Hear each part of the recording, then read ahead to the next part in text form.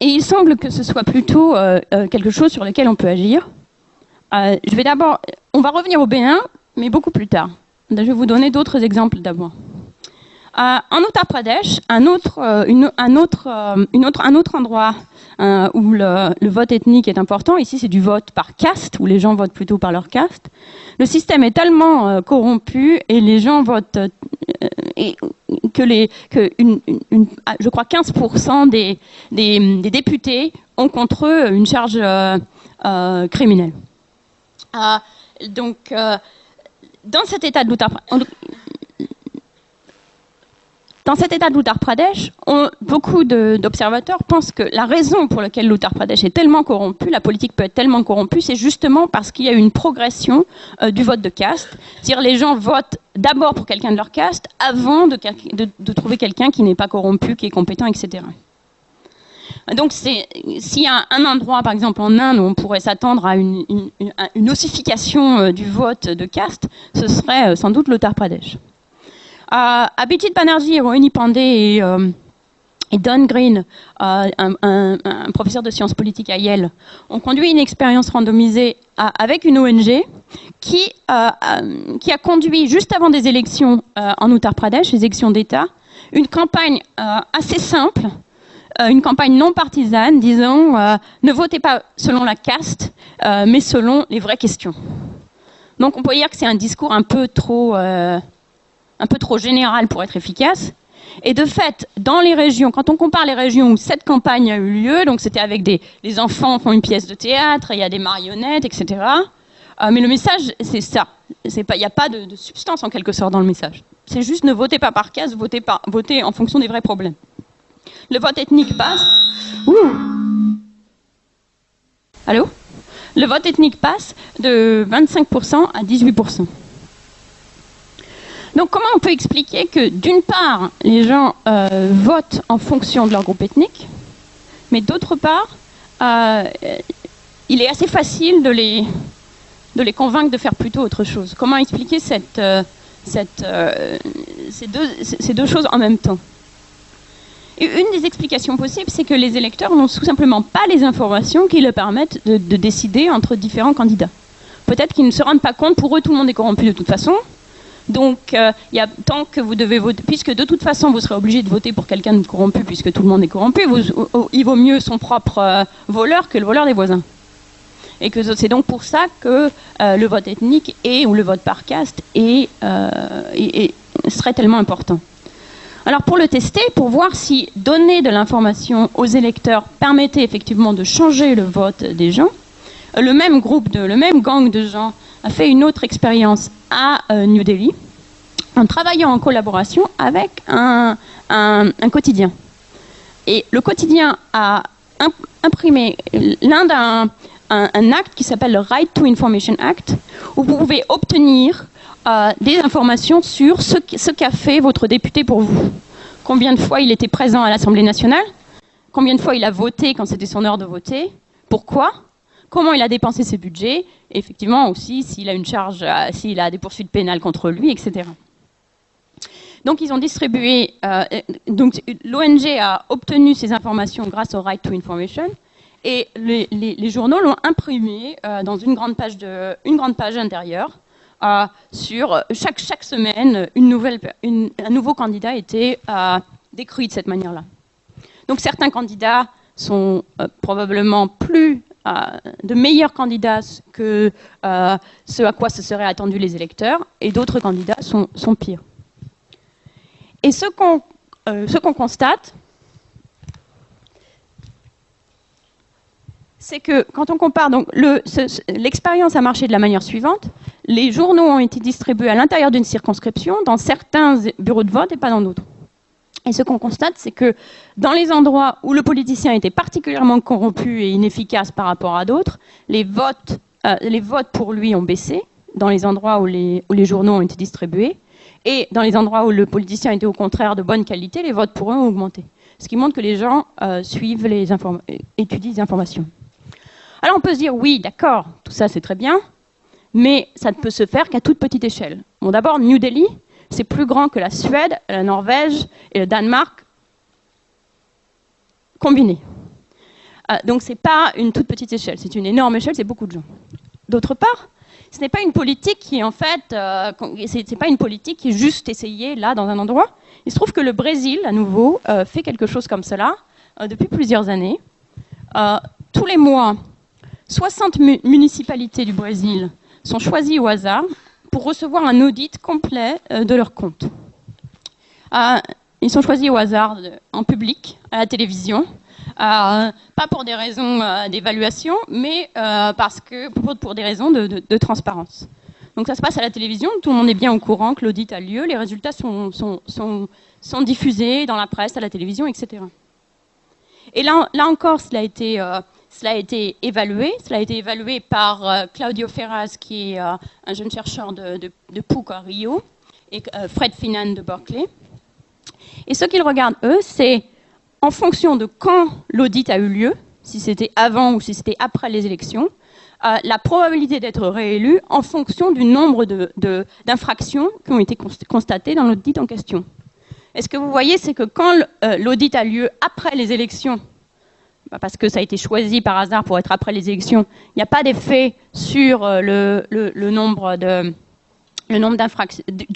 d'infractions sur la réélection, ce qui montre que peut-être les électeurs ne sont pas bien au courant. Mais quand l'audit a eu lieu avant l'élection, l'information était disponible, on voit que la probabilité pour la personne au pouvoir d'être réélue diminue très très fortement de 55% pour 0 infraction à 20% pour 4. Et donc, c'est une politique qui est mise en place nationalement. Personne ne s'est mis en arme pour qu'elle n'ait pas lieu. Et manifestement, elle change la politique, elle change la manière, elle change qui est élu et pourquoi. Ce qu'ils sont en train de regarder aujourd'hui, mais on n'a pas encore les résultats, c'est si cette peur de l'audit, ex ante, cette peur de l'audit change le comportement des hommes politiques. On pourrait se dire que puisqu'ils savent, ils doivent avoir une idée de ce graphe, est-ce que ex ante, ils se disent il faut que je change mon comportement? C'est plus difficile à évaluer puisque on ne sait pas quand son audit est. Donc il faut utiliser d'autres méthodes. Donc voici le premier angle, c'est-à-dire finalement il n'y a peut-être rien de spécial dans la politique. C'est-à-dire la politique, on peut peut-être y penser de la même façon qu'on pense à l'éducation, qu'on pense à la santé, qu'on pense à la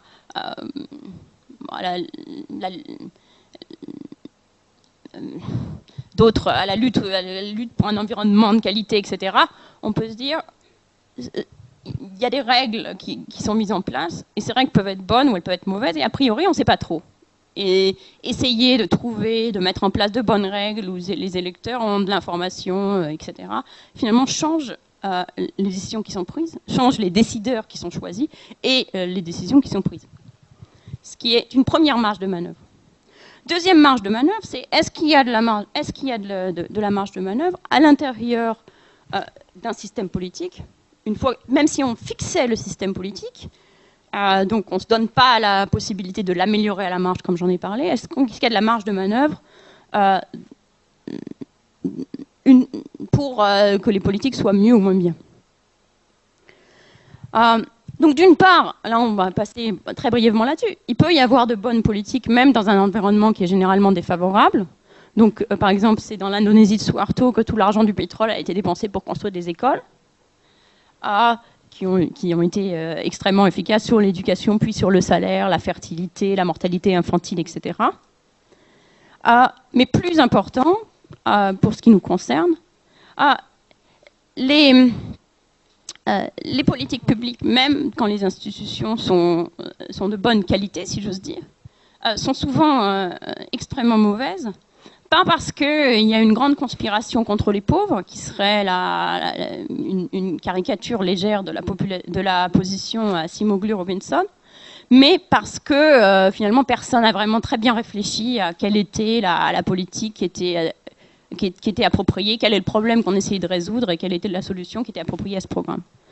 C'est ce qu'on appelle idéologie, ignorance, inertie, la combinaison idéologie, ignorance, inertie, ou 3I.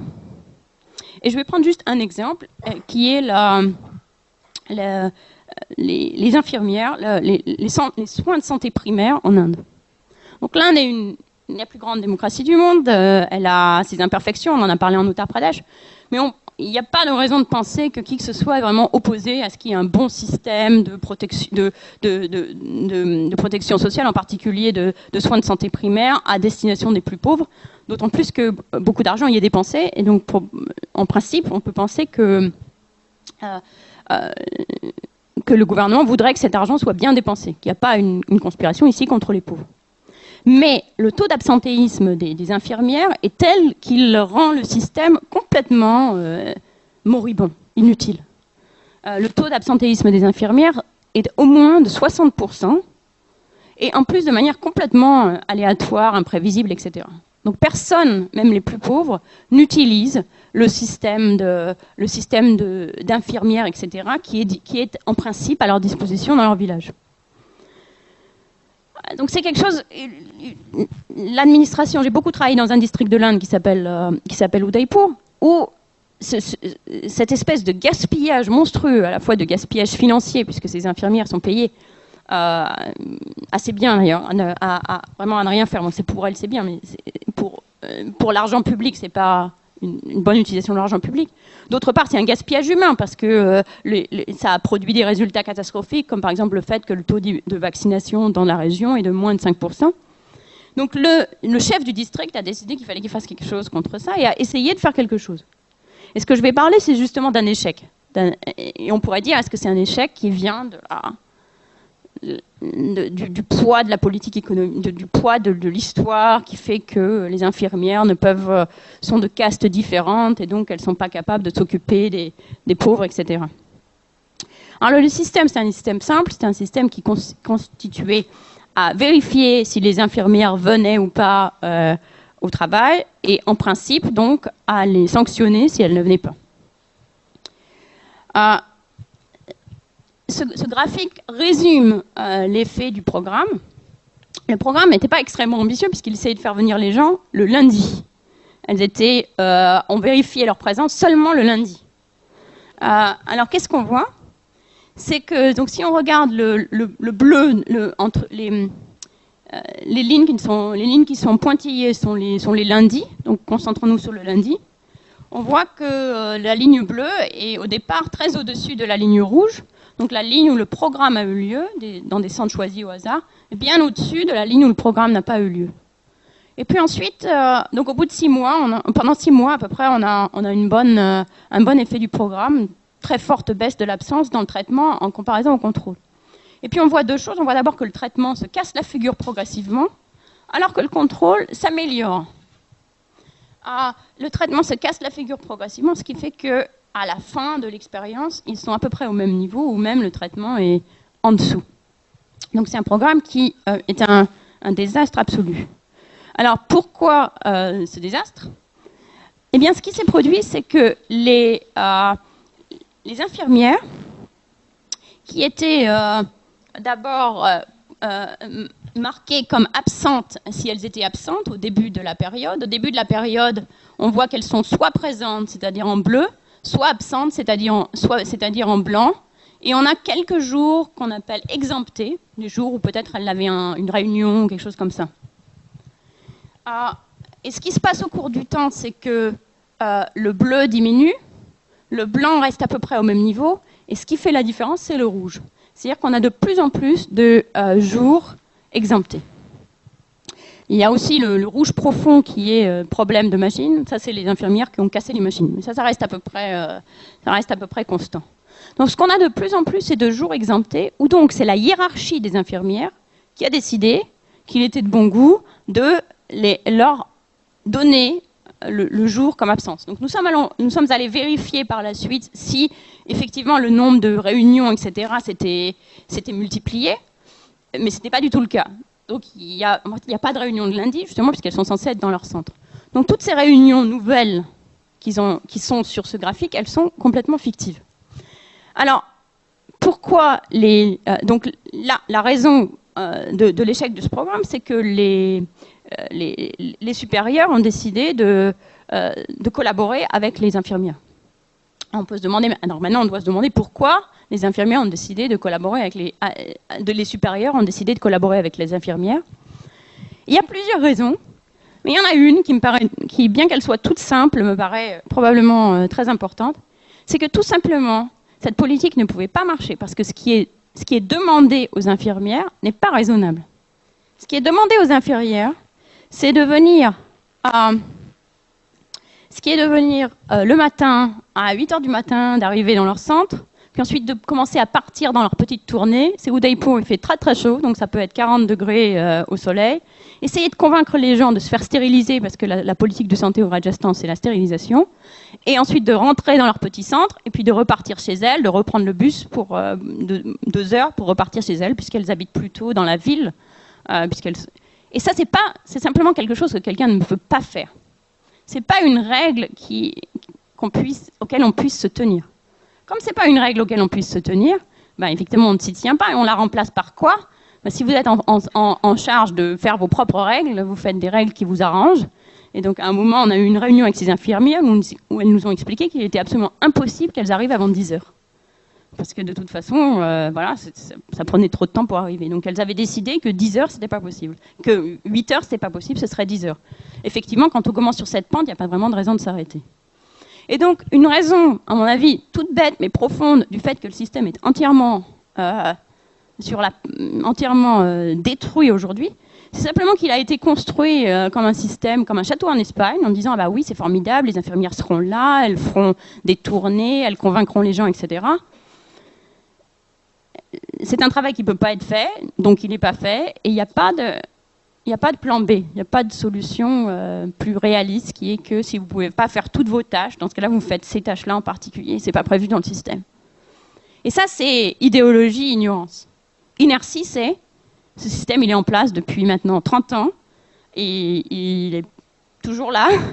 Et quand le gouvernement indien, qui est un gouvernement de gauche, congrès, etc., veut faire quelque chose pour les pauvres, il remet beaucoup plus d'argent dans le même système, sans faire aucun ajustement sur les fonctions prévues des infirmières.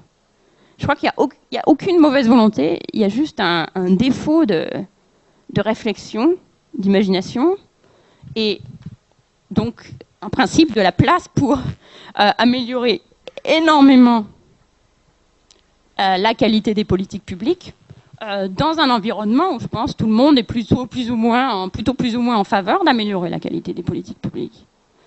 Donc, il y a des billets de banque sur les trottoirs, mais il y a beaucoup... Et il faut prendre la peine d'une part de savoir où est-ce qu'ils sont, et ensuite de se baisser pour aller les chercher.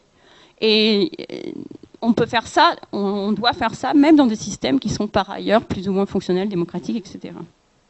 Donc pour combattre les 3I, ça nous donne de la place pour essayer de comprendre ce qui est réellement nécessaire, quel est le vrai problème, et ce qui peut marcher pour résoudre ces problèmes-là. Ce qui me donne une marge de manœuvre dans mon existence quotidienne.